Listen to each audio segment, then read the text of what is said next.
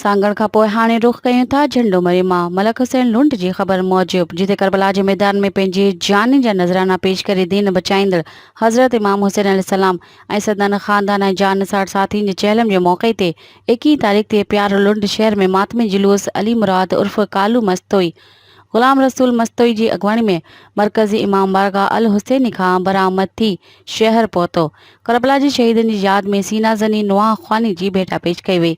मातमी जुलूस शहर जे मेन चौकनि खां थींदो मरकज़ी इमाम बारगाह अल हुसैनी ते इख़्तिताम पज़ीर थियो।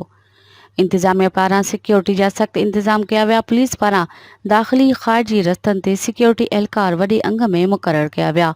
उन्हनि खां अलावा मातमी जुलूस ऐं पुलिस जी वॾी नफ़री मुक़ररु कई वई। सिक्योरिटी इंतज़ामनि जी निगरानी DSP झंडूमरी अब्दुल सत्तार गुरगेज ऐं SHO प्यारो लुंड करे रहिया हुआ। इन खां अलावा टाउन कमेटी प्यारो लुंड जे चेयरमैन नूर मोहम्मद निज़ामानी तरफ़ां मातमी जुलूस जे रस्तनि ते सफ़ाई सुथराई सां गॾु पाणीअ जी छिड़काड़ पिणु कराई वई।